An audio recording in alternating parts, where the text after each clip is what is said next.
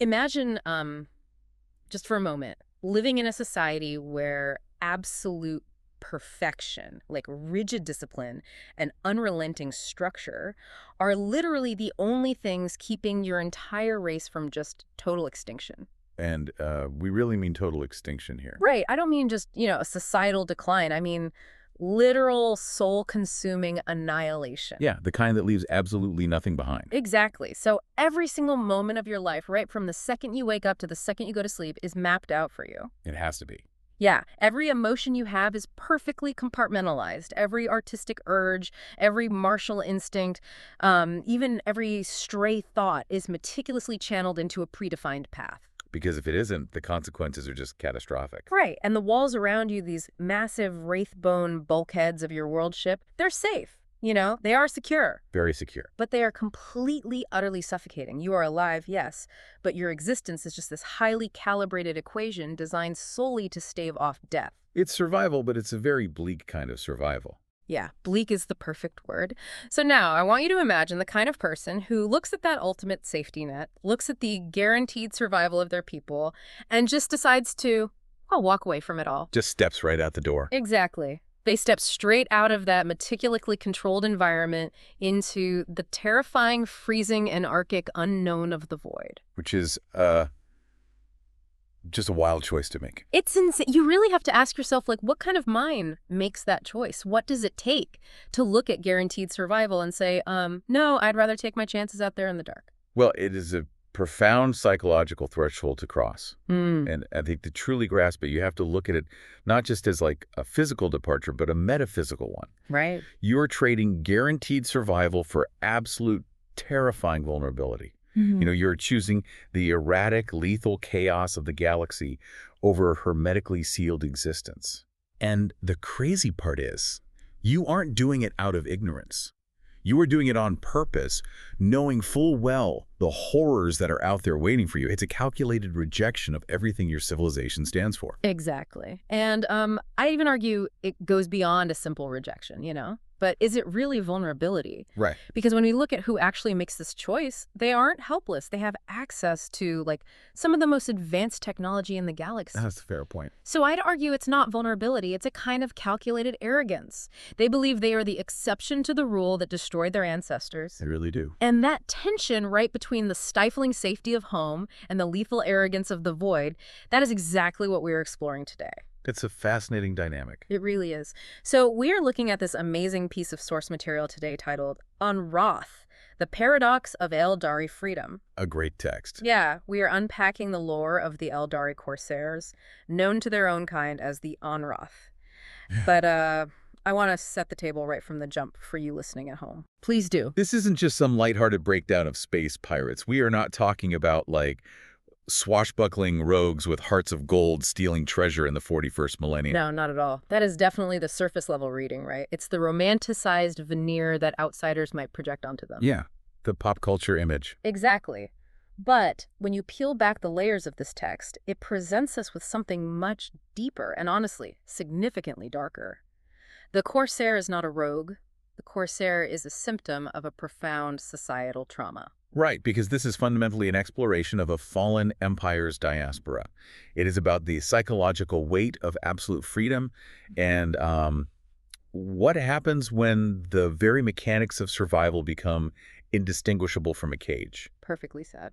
Okay, let's unpack this because our source text demands that we completely reframe how we view these individuals. We really have to shift our perspective. Yeah, to understand the Anroths, we have to look at them not as a unified military faction, but as the scattered, splintered remnants of a shattered psyche. They are choosing a life of glorious, defiant freedom over the rigid confines of their kin.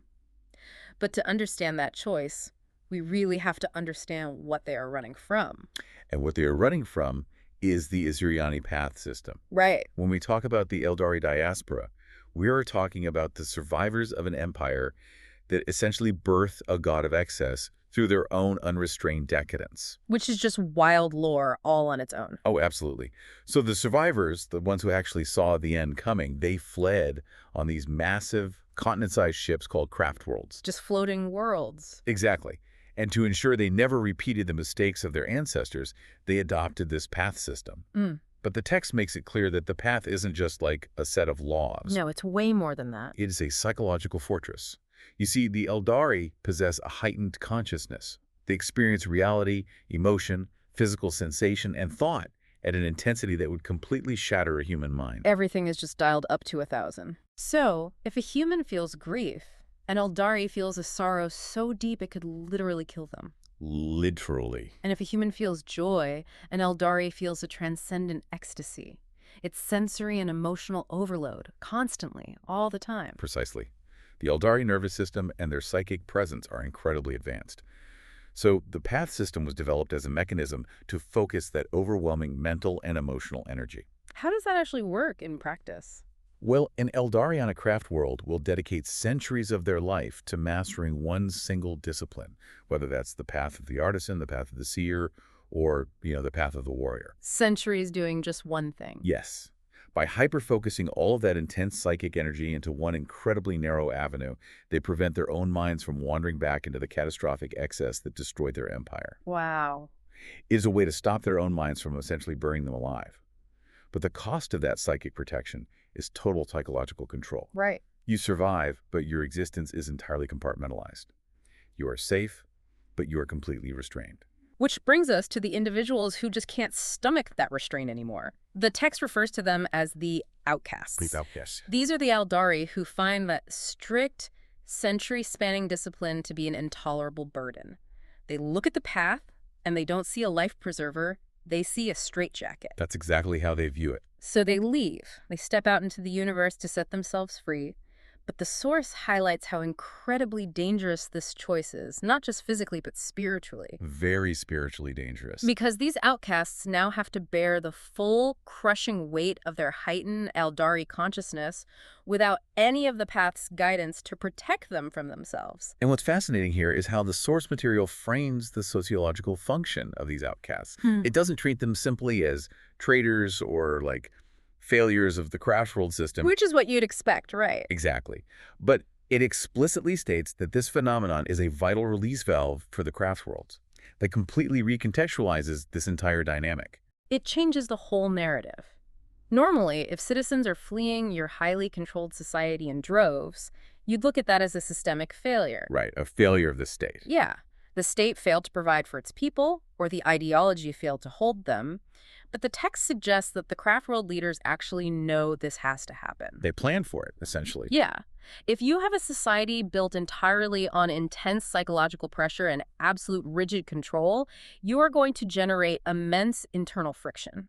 It's inevitable. Right. If there is no way to vent that pressure, the entire craft world could fracture from the inside out. The outcasts are the steam escaping the kettle. It is a calculated allowance of rebellion. The society functions precisely because the individuals most likely to break the rules are implicitly allowed to leave. Wow. It preserves the integrity of the path system for everyone else who stays. It makes me think of a very specific analogy. For you listening, imagine the craft world path is like living your entire life on a highly regulated, perfectly functioning, state-of-the-art deep-sea submarine. Oh, I like this. It's a marvel of engineering. But the rules inside are absolute. You wake up at a designated time, you perform your highly specific maintenance task, you don't waste an ounce of oxygen, you don't deviate from the schedule. Very claustrophobic. Yeah, and that structure keeps you perfectly safe from the thousands of pounds of crushing oceanic pressure right outside the hull. But for some people, that ultimate regulated safety just starts to feel like a coffin. You are breathing, but you aren't really living. Exactly. The walls of the submarine literally and metaphorically start closing in on you. The hum of the engines, the recycled air, it all becomes a sensory deprivation chamber for a mind that is built to experience the universe in high definition. High definition, yes. Huh. So becoming an outcast is essentially the act of walking up to the submarine's airlock and turning the wheel, just so you can feel the raw, freezing ocean current against your skin. Knowing the risks. Yeah. You open the door knowing the pressure might crush your lungs, knowing the cold might take you, but you do it anyway because you just have to feel something real. You have to know what the ocean feels like without 3 feet of steel between you and the water. That is an incredibly apt way to visualize it. You are trading a guaranteed, highly regulated existence for the chaotic, lethal reality of the open environment. Yeah. And the text notes a deep irony here regarding this release valve concept. Most of these adventurous souls who open that airlock step out into the terrifying universe and experience the raw, unfiltered galaxy. They actually come back. I found that detail so striking. The text says most eventually return to the path, older and wiser, having tempered their spirit through war and wandering. It speaks to the brutal reality of the galaxy. They needed to experience the terror of the unrestrained void to truly appreciate the necessity of submarine, to use your metaphor. They needed to get burned to respect the fire. Exactly.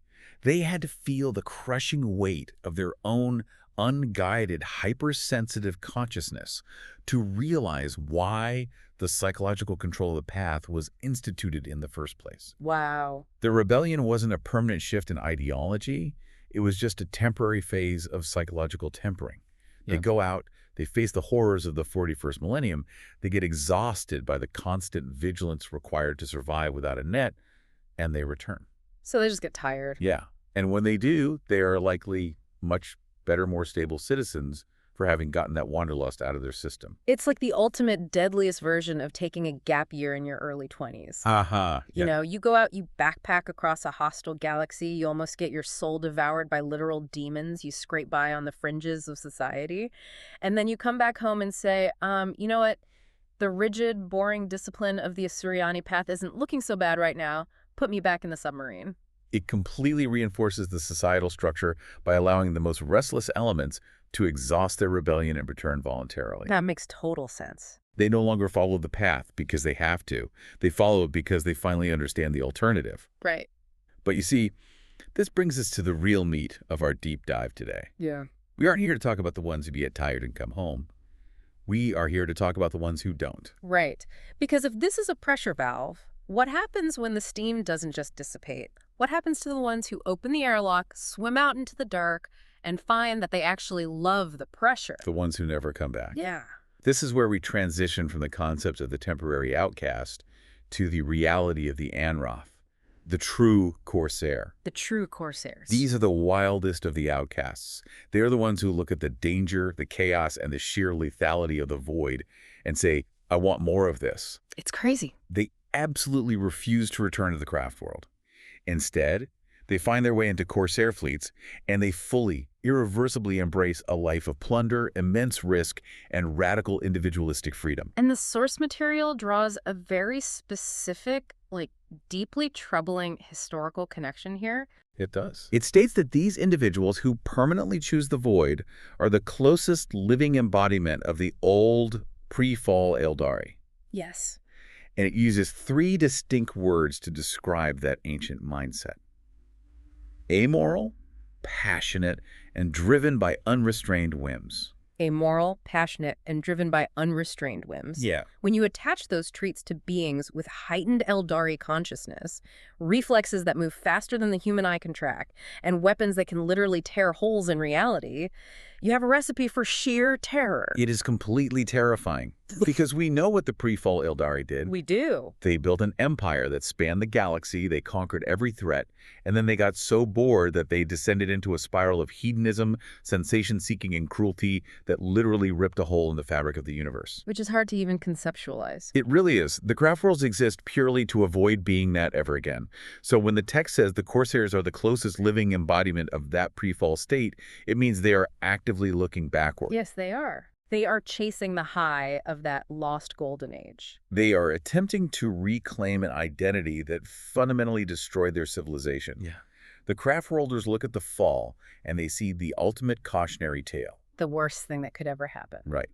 But the Corsairs look at the pre-fall empire and they see a paradise lost. They are willingly resurrecting the mindset that led to their own apocalypse because the alternative, the stoic, gray, disciplined survival of the craft worlds is simply too stifling for them to bear. They just can't do it. No. They would rather burn brightly and dangerously than live a long life in the shadows. And this leads to what I think is the most fascinating and, frankly, tragic vulnerability they have. Okay, let's hear it. When you hear the term space pirates, the immediate pop culture image is fun, swashbuckling adventure. We think of Han Solo or, a sci-fi Jack Sparrow. A charming rogue. Right, a charming rogue sticking it to the man. But I really want to push back on that romanticization. It's important to do so. Yeah, the source text makes it very clear that this isn't a fun adventure. It describes a profound, tragic psychological dependency, and it centers around how they wage war. Yes. The warfare. The text points out that unlike craft-world aspect warriors, Corsairs lack a war mask. This is perhaps the most crucial piece of Aeldari psychology to understand, if we are to understand the Anra. Yeah. Oh, absolutely. The war mask is everything to the craft world military structure. Well, explain the mechanics of the war mask for us, because without understanding how it works, we can't really understand what the Corsairs are missing. Sure. So a war mask is not a physical helmet. Okay. It is a psychological construct, a highly disciplined partition placed over the Aeldari psyche. When a craft world citizen walks the path of the warrior, they learn to compartmentalize their mind. Like separating their personalities. Sort of, yeah. When they enter battle, they do this mental mask. It allows them to commit acts of extreme violence, to experience the terrifying rush of combat, and to witness horrific trauma without it bleeding into their core identity. The aspect warrior becomes a vessel for the war god, Cain. They fight, they kill, and when the battle is over, they take off the mask. And they're just back to normal. Exactly. All the bloodlust, the trauma, and the adrenaline are locked away in that partition. They can walk off a battlefield entirely soaked in gore and calmly return to writing poetry or sculpting wraithbone, completely untainted by what they just did. That is wild. It prevents their highly sensitive minds from becoming obsessed with the sensory input of warfare. It's the ultimate psychological armor. It lets you do terrible things for the survival of your species without those terrible things rotting your soul. Yes. But the Corsairs threw all of that away. They rejected the path, which means they rejected the discipline required to build a war mask. They threw it all out. They threw away the psychological armor because they viewed it as just another form of control. So now, think about what that actually means on the ground. It's devastating. Every time a Corsair fleet engages an enemy, every time they fire a weapon, every time they see a ship explode, every time they engage in hand-to-hand combat, they're experiencing the rush of combat, the sheer terror, the visceral victory, with absolutely zero filter. None at all. The sensory input of warfare is flooding a nervous system designed to feel everything at maximum capacity. I can't even imagine. Right, like the smell of ozone from a discharged weapon, the kinetic shockwave of an explosion, the psychic scream of a dying enemy. It hits the Corsair's unprotected mind like a tidal wave. Right, so they aren't just out there robbing merchant ships because they need the credits. They are literally getting addicted to the adrenaline and the violence. Yes. The text explicitly calls it the addictive pleasures of battle. They are sensation junkies. Sensation junkies is the perfect term for it. Without the partition of the war mask, the rush of combat is unimaginably potent.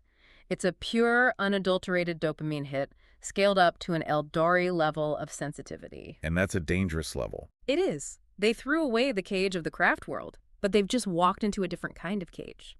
They are trapped in a biological and psychological cycle of chasing the next high. It is a profound tragedy disguised as absolute liberty. The freedom they sought has become an addiction to extremes. Yeah. And because they lack that protective shield, every engagement fundamentally alters their psyche. They cannot return to a state of peace. They're changed forever. Exactly. The violence changes them, pushing them further and further away from the stability of the craft world and deeper into that amoral pre-fall state. They become driven entirely by the desire to replicate that high. And if your primary driving motivation is the pursuit of sensation and glory, morality takes a backseat very quickly. Almost instantly. You stop caring about the collateral damage. You don't care who gets hurt, whose ship you just vented to the vacuum, or what societal norms you break, as long as you get that rush. Exactly. And that psychological reality, that mass addiction to glory, notoriety, and unshielded sensation, it completely dictates how they organize themselves out there in the void. It has to. You have to ask yourself, how do you build a society when your entire population is composed of heavily armed, thrill-seeking adrenaline addicts who fundamentally reject all authority? Well, you don't build a society, at least not in any traditional sense. And that brings us to the culture and organization of the NREF. The currency of the void. Right, the currency of the void. Our source tells us that Corsair culture is a stark, almost violently opposed contrast to the stoic, communal focus of the craft worlds. Because on the craft worlds, survival of the species is paramount. Every action is weighed against the long-term viability of the community. It's all about the group. It is the ultimate we culture. The individual is sublimated to the needs of the whole. But the Corsairs have engineered a culture defined entirely, unapologetically by the individual. The text outlines their core values. Wealth, glory, and notoriety are their ultimate currencies. It is a pure ioculture. It's an existence completely decoupled from legacy or the future. A craft worlder acts to ensure the Aeldari race exists in 10 millennia. A Corsair acts to ensure their name is feared and sung about by tomorrow. But how does an organization like that actually function on a daily basis? I mean, practically speaking. Well, the text gives us the structure. It describes these fleets as being highly decentralized. A Corsair fleet is largely just a reflection of its current leader's whims. So no standard operating procedure. None. They are not a unified, standardized military force. They are a collection of nomadic, self-sufficient, and fiercely independent groups called coteries. Explain the coteries a bit more. A coterie is essentially a war band. It's a group of Corsairs who have banded together, usually under a charismatic subcommander. Okay. They are self-reliant, meaning they can hunt, maintain their gear, and raid entirely on their own. The larger fleet is just an amalgamation of these coteries traveling in the same general direction. When I was reading about these coteries and how the entire fleet revolves around the leader's fleeting whims, I tried to map it onto something we could easily visualize. What did you come up with? Think about an incredibly decentralized, hyper-aggressive Silicon Valley startup culture, but taken to a lethal, extreme conclusion in deep space. Oh, let's explore that. Contrast the Craft World Corporation with the Corsair startup. Okay, so on the craft world, you have the ultimate legacy corporate structure. You have massive HR departments. You have century-long business plans. You have rigid hierarchies, pensions, and safety nets. Everything is mapped out. Yeah, the entire machine is designed to keep the company, the Aeldari species, running efficiently and predictably for thousands of years. Everyone wears the uniform. Everyone walks their designated path. Predictability is the goal. Exactly. Predictability equals survival. But a Corsair fleet, there is no HR department, there is no 10-year strategic plan. No long-term vision. Right. There is just a charismatic founder, the Corsair prince or princess, who has a massive ego, a highly customized flagship, and a thirst for glory. That sounds dangerous. It is. And beneath them, you don't have synchronized, well-regulated departments. You have these rogue independent teams of the coteries. Independent contractor. They're like highly volatile independent contractors. They only stick around as long as the fleet leader is providing them with what they want. And what do they want? They want those ultimate void KPIs. Yeah. Wealth, glory, and notoriety. Key performance indicators of the void: blood, plunder, and fear. Right. If the fleet leader suddenly gets cautious and stops delivering the high-risk, high-reward raids, or if a specific coterie commander thinks they can generate more notoriety by striking out on their own, there is no structural loyalty keeping them there. They're just gone. Yeah, they just splinter off, they take their ships, they pivot their strategy, and they go do whatever they want. The entire organization is held together purely by the gravitational pull of the leader's success and ego. And consider the psychological environment that creates. It must be exhausting. It is. If you live in a society where notoriety is a literal currency, where your social standing, your ability to attract followers, and your very survival depend on how famous, glamorous, and terrifying you are, what does that incentivize? Escalation? Exactly. It incentivizes an endless cycle of escalating one-upmanship. You can never rest on your laurels. A raid you pulled off a decade ago doesn't matter today. You have to keep taking increasingly dangerous and spectacular risks just to maintain your status. Precisely. The text notes that the fleets are a reflection of the leader's whims. Right. If a Corsair prince is feeling particularly arrogant, they might order the entire fleet to attack a heavily fortified imperial shipyard, not because it's strategically necessary, but simply to prove they can, to build the legend. Just flexing. Just flexing. If they're feeling avaricious, they might blockade an entire subsector's trade routes. The daily lives and deaths of thousands of Aeldari are subject to the emotional fluctuations and ego-driven desires of one deeply addicted individual at any given moment. It sounds like an incredibly precarious way to live, which really begs the fundamental question: if this organization is so fractured, so inherently selfish, and driven by individualistic whims, how do they actually survive? That is the big question. Space is an unforgiving place, especially in the 41st millennium. If you don't have a unified military force with standard logistics and a chain of command, How do you avoid just getting annihilated the first time you bump into a disciplined, organized military like an imperial battle fleet? So the answer lies in how they wage war. Hmm. They don't fight like a conventional military because psychologically and organizationally, they're incapable of being one. Interesting. Their combat doctrine is a direct, physical reflection of their psychological needs. This brings us to the combat doctrine of the Anroth, the brutal art of the raid. Yes. Our source gives us a very vivid picture of how they fight. First and foremost, they are absolutely not built for prolonged campaigns. But a prolonged campaign, a war of attrition, holding a siege, digging trenches, requires everything a Corsair hates. Like, It requires logistics, patience, discipline, and the willingness to endure high casualties for abstract, long-term strategic goals. Those are things a stoic communal society can manage. but not adrenaline addicts. Right. A culture of unshielded thrill seekers motivated by personal glory. They would go mad in a trench. They would splinter the moment the supply lines faltered or the immediate glory dried up. Right. If there's no immediate payoff of adrenaline and plunder, they just check out. Exactly. So instead, the text says their doctrine prioritizes speed and surprise above all else. They actively eschew heavy armor and overwhelming firepower in favor of the lightning-fast raid. And if we connect this to the bigger picture, this combat style is the perfect manifestation of their core trauma. How do you mean? When you say trauma, are you referring to the fall? Actually, I'm referring to their rejection of the craft world. Think about what heavy armor represents on a battlefield. Yep. It represents digging in. It represents holding the line, absorbing punishment, moving slowly and methodically. Heavy armor is defensive.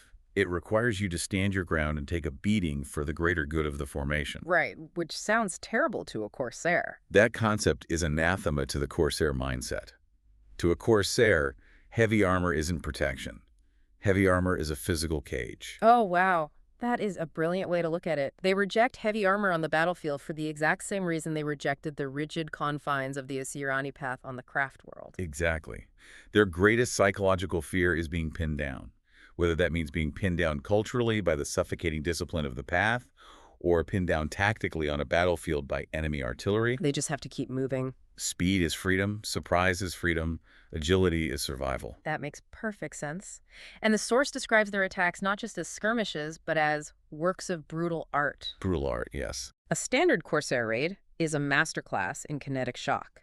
It begins with a rapid deployment from the void, dropping out of stealth right on top of the target in ships called vampire raiders. It's appearing out of nowhere. Yeah. They strike with overwhelming speed, secure the plunder or the kill, and then quickly withdraw back into the dark before the enemy can even process what happened. They utilize highly mobile, incredibly fast anti-gravity vehicles. The text names jet bikes, venoms, and vipers. Notice the naming conventions there. Venoms, vipers, vampire raiders. Yeah, very predatory. They evoke imagery of predators, things that are fast, lethal, venomous, and prone to striking from the shadows. These are strike vehicles designed to deliver a massive amount of concentrated damage in a minimum amount of time and then vanish. So they don't stick around. They rely on the pilot's superhuman reflexes rather than thick armor plating to survive. But the text does note that occasionally things go wrong. If they are forced into a protracted battle, which we establish is their worst-case scenario, they do have heavy support to call upon. They do, yes. But even their version of heavy support is bizarre and terrifying. The text mentions warp hunters and night spinners. This is where we see the sophisticated, terrifying nature of Aeldari technology applied to the Corsair mindset. Even when they bring heavy support, they aren't rolling out massive, lumbering tanks that trade shots with Imperial Bane blades. What do they use instead? They use esoteric reality-bending technology. Break down how those actually work, because the text just names them, but the mechanics are fascinating. What is a warp hunter actually doing? Okay, so a warp hunter is armed with a D cannon, or a distortion cannon. Right. It doesn't fire an explosive shell. It literally fires a localized tear in the fabric of reality. That's insane. It opens a momentary rift into the warp, the hellish alternate dimension of chaos and psychic energy. When it fires, it drags whatever it hits into the warp or violently displaces it. So it just removes them from existence. It bypasses physical armor entirely. You don't need heavy armor-piercing rounds if you can just tear a hole in space-time right where the enemy tank is sitting. That is absurdly powerful. And what about the night spinner? The night spinner is equally horrifying, but in a different way. Yeah. It doesn't fire artillery shells. It fires massive clouds of monomolecular wire. Wire. Yes, this wire is incredibly strong and so thin it can sever limbs, weapons, and armor effortlessly. Huh. The tank launches this wire high into the air, and it drifts down over the battlefield like an invisible, lethal web. Oh, that's nasty. As the enemy tries to move through it, they are sliced to ribbons by their own momentum. It allows the Corsairs to control the battlefield, pinning the enemy down in a web of razor wire without ever having to sit in a defensive position and take return fire. So even their heavy weapons are designed around the concept of not being pinned down. Exactly. They manipulate reality and control the enemy's movement to maintain their own freedom of maneuver. The text explicitly calls them agile and imaginative warriors, experts at improvisation and using their environment against their foes. They truly are. But this brings up a huge contradiction for me. I have to push back on this. We've spent the last 20 minutes establishing that these Corsairs are highly individualistic, deeply selfish, arrogant, chaotic thrill seekers, driven entirely by their own personal whims and the pursuit of individual glory. Yes, that is their core nature. But improvisation on a chaotic battlefield requires immense coordination. You can't execute a highly complex, lightning-fast raid with a fleet of venoms moving at Mach speeds unless everyone knows exactly what they are doing. That's true. If everyone is just chasing their own glory, how do they not just trip over each other and crash? How does a fleet composed entirely of massive, unregulated egos pull off a highly synchronized work of brutal art? That right there is the central paradox of the Androth in action. How does a society of pure ego cooperate? Yeah, how? The answer is that their shared addiction to the art of the raid is the only thing that temporarily unifies their fractured minds. Unpack that for me. How does the addiction force cooperation? Because executing a flawless raid, dropping out of the void, crippling the target's defenses, securing the wealth, achieving the notoriety, and vanishing before the counterattack requires everyone to play their part perfectly. There's no room for error. The stakes are absolute. If you fail to synchronize, you don't get the glory, you don't get the wealth. Worse, you get pinned down and killed. Right. So, for the brief, intense duration of the raid, their selfish, individual desires align perfectly. The pursuit of personal glory forces them to cooperate. The pilot flies perfectly, so the gunner can score the kill, so the entire coterie can boast about it later. It's like a jazz band made up entirely of raging narcissists. Oh, I love that! You know, every single musician on the stage wants the spotlight. They all want to be the one the audience remembers. Right. But they're skilled enough to know that if they don't stay in rhythm, if they step on each other's solos, the whole song falls apart into discordant noise. They get booed off the stage and nobody gets the applause. Nobody wins. So they harmonize perfectly, not out of love for the band, but out of a selfish need for the performance to be legendary. A phenomenal analogy. It is synchronized selfishness. Synchronized selfishness. Wow. And the text notes that when they do commit to the violence of a raid, they are devastatingly effective. It specifically highlights their elites, known as the Void Scarred. The source says they are a terrifying threat, specifically in boarding actions in close-quarters combat. The Void Scarred. The names in this lore are just so evocative. They really paint a picture. To be scarred by the void implies they have been out in the deep dark for a very long time, and the complete lack of structure has profoundly mutated their psyche. Exactly. And consider what close-quarters combat actually entails in a boarding action. It's brutal. This isn't dropping a bomb from orbit or firing a D cannon from miles away. Boarding a ship is visceral. It is fighting in narrow, claustrophobic corridors. It is face-to-face, bloody, and incredibly intimate violence. And doing that without a war mask. Right. To be known across the galaxy as terrifying in that specific theater of war implies a level of martial prowess, yes. Yeah. But it also points directly back to what we discussed earlier, the reality of fighting without a war mask. Well, you're right. If a void-scarred Corsair is fighting you hand-to-hand in the bowels of a merchant freighter, they are experiencing every single moment of that slaughter with their heightened Aeldari consciousness completely unshielded. Everything is amplified. They feel the heat of the blood, they smell the fear, they feel the kinetic impact of every strike.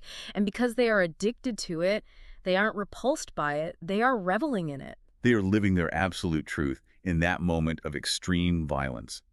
For a Void Scarred, a brutal melee isn't a horrifying necessity. It is the ultimate sensory experience. That's terrifying. They're terrifying because you are fighting an apex predator that is experiencing pure ecstasy while it dissects you. So they are undisputed masters of the hit and run. They are these agile, imaginative, terrifyingly addicted predators of the void. Undoubtedly. But here is the geopolitical, or I guess galactopolitical reality. You cannot exist in the galaxy without bumping into other powers. No, space is big, but it's very empty. Right. You can't just sail the sea of stars acting like an arrogant thrill seeker forever. Yeah. Eventually, these massive, unregulated egos are going to bump into established empires. It's unavoidable. How does a scattered fleet of adrenaline junkies survive in a galaxy populated by massive imperial armadas and ancient alien threats? This shifts our deep dive into the shifting allegiances and blood debts of the Anrath. The text describes their history as a chronicle of countless raids and constantly shifting loyalties. This is where we see the practical reality of being a nomadic pirate fleet in the 41st millennium. They are pragmatic out of necessity. First off, the source clarifies their general threat level to the wider galaxy, specifically the Imperium of Man. It says they are a constant, severe menace to merchant shipping, but they rarely pose a threat to a major Imperial battle fleet. Which aligns perfectly with everything we've established about their psychology and doctrine. How so? If your entire culture is based on speed, surprise, and the absolute avoidance of attrition, you do not engage an Imperial Navy battle fleet. Yeah, that would be a bad idea. An Imperial fleet is composed of massive, heavily armored cruisers designed to absorb punishment and grind the enemy down in protracted engagements. Engaging them would be suicidal. So they just avoid them. So the Corsairs prey on the weak. They target the isolated outposts, the slow merchant convoys, the underdefended mining colonies. In many ways, their existence is entirely parasitic upon the larger empires. But where it gets incredibly murky and deeply fascinating is their relationship with their own kin, the other Aeldari factions. The family is complicated. Very. The text says their place in wider Aeldari society is deeply ambiguous. They are outcasts, they rejected the path, they ran away. But many still retain incredibly strong ties to their original craft worlds. This circles back to the core tragedy of the diaspora. They are a shattered race standing on the brink of extinction. They're still Aeldari. Yes. Even though these Corsairs rejected the stoic lifestyle of the craft world, they are still Aeldari. They are still part of a dying ancient family. The galaxy is intensely hostile to them. And the text provides two very specific illuminating examples of how these enduring ties manifest in reality. The first example is arguably one of the most famous figures in their lore, Prince Uriel and his Eldritch Raiders. A legendary figure. The text says that Uriel's fleet was bound by a blood debt to his home craft world of Iondan, and that they famously returned to save it from the Tyranids. For listeners who might not fully grasp the scale of that event, this is a monumental piece of context. Iondan is one of the largest craft worlds. It's massive. The Tyranids, specifically High Fleet Kraken, are an apocalyptic, consuming alien swarm that devours entire biospheres. When Kraken descended on Iondan, it was a meat grinder. The craft world was facing total absolute annihilation. The scale of the Tyranid threat cannot be overstated. It's an endless tide of biological horrors. Yes. And here you have Prince Uriel. He is an outcast. He is a Corsair prince who was actually exiled from Iondan previously. They kicked him out. They did. He left his home, embraced the wild, individualistic life of the Void, and built a massive fleet. He had every reason to sit back and watch his former home burn. He could have just ignored it. But when the society he rejected, the people who exiled him, were facing extinction, the blood debt pulled him back. He brought his lightly armored, speed-reliant Corsair fleet and plunged them straight into the suicidal teeth of a Tyranid invasion to break the siege. When you look at Corsair combat doctrine, avoid prolonged fights, avoid heavy attrition, never get pinned down. Uriel taking his fleet into the meat grinder against the Tyranids breaks every single rule of their culture. Every single one. That level of sacrifice speaks to a blood tie that somehow overrides all of their individualistic, selfish programming. It shows that despite all their bravado about being unrestrained and independent, the umbilical cord to their past is never truly cut. Exactly. When the existential threat is severe enough, the shattered pieces of the Aeldari diaspora will try to fit back together, even if briefly. Yeah. And the second example the source provides is Xi'an's Black Raiders, who the text notes have long allied with Oathway, another major craft world. But the text is very careful to qualify the nature of these alliances. It points out that these relationships are often built on respect or mutual profit, rather than shared ideals. Right. The craft worlds view the Corsairs as wary trade partners, and most are deeply wary of their unrestrained nature. The craft world lighters are not fools. They know exactly who they are dealing with. They are dealing with heavily armed addicts. You can't just trust them completely. You are negotiating with volatile individuals who have completely shed the societal morality of the path. A craft world might trade with a corsair fleet for exotic resources. They might even fight alongside them if a threat like the Tyranids demands it. But they can never fully trust them.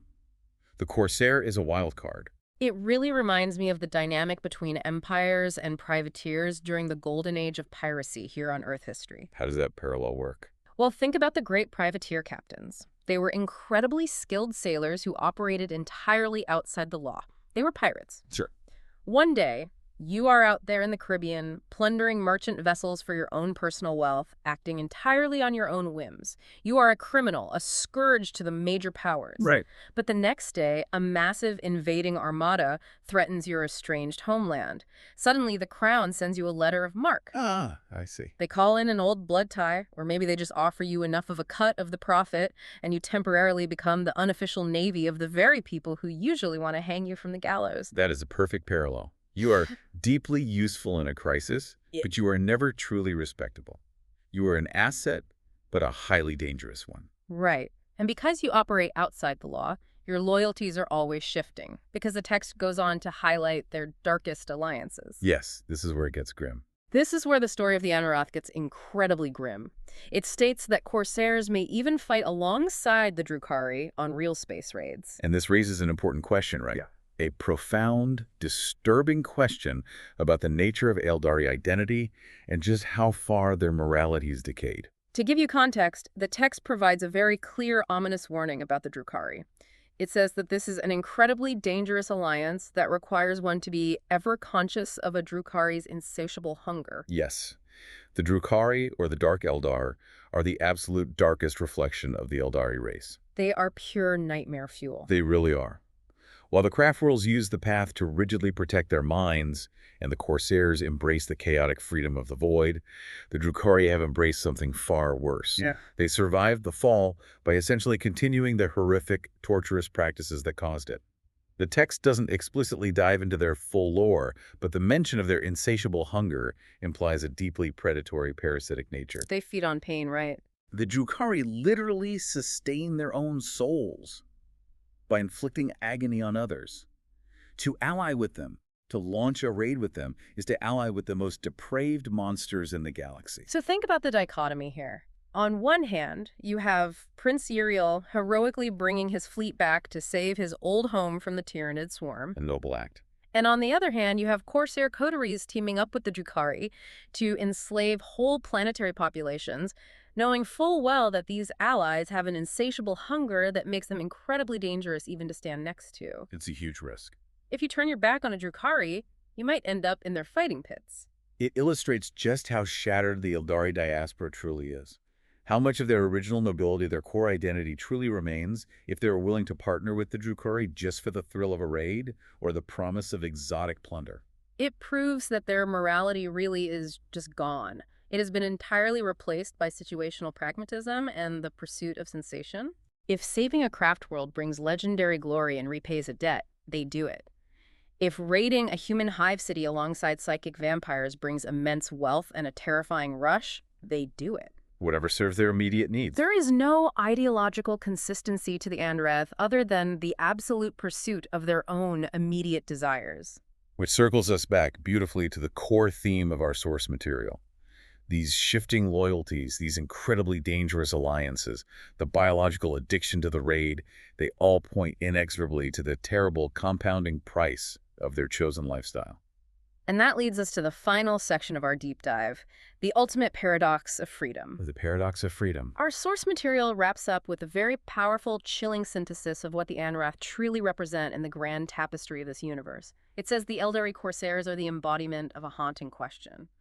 What is the true cost of absolute freedom? It is a question that resonates profoundly, far beyond the science fiction confines of the text. It really does. The text reiterates that these are the souls who looked at the life of Stoic discipline and simply could not bear it. They just couldn't handle the cage. They chose instead to chase glory, wealth, and unshielded sensation, and in doing so, they are described as dancing on the razor's edge of damnation. Dancing on the razor's edge of damnation.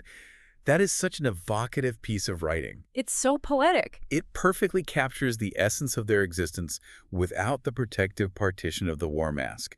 Every battle they fight, every lightning-fast raid they execute, every alliance they forge with the Drukhari is one more step closer to losing themselves completely to the very entropic forces of excess that destroyed their ancient empire in the first place. It's a slippery slope. They are balancing over a spiritual abyss. And the text delivers this incredibly grim reminder to close things out. It says their existence is a grim reminder that even for a highly advanced, noble race, survival can become a suffocating cage, and the only escape from that cage is a path paved with risk, betrayal, and blood. Survival as a suffocating cage. It forces the reader to ask a deeply uncomfortable philosophical question. What is survival actually worth if the mechanics of that survival strip away everything that makes life worth living? That's the core of it. The craftworlders survive, but do they live? The Corsairs live, but they are constantly hurtling toward their own destruction. They are the Anrath. They are the restless ghosts of a fallen empire. And they are a testament to the terrifying truth that in the grim darkness of the 41st millennium, the most dangerous beings you can encounter are those who truly have nothing left to lose.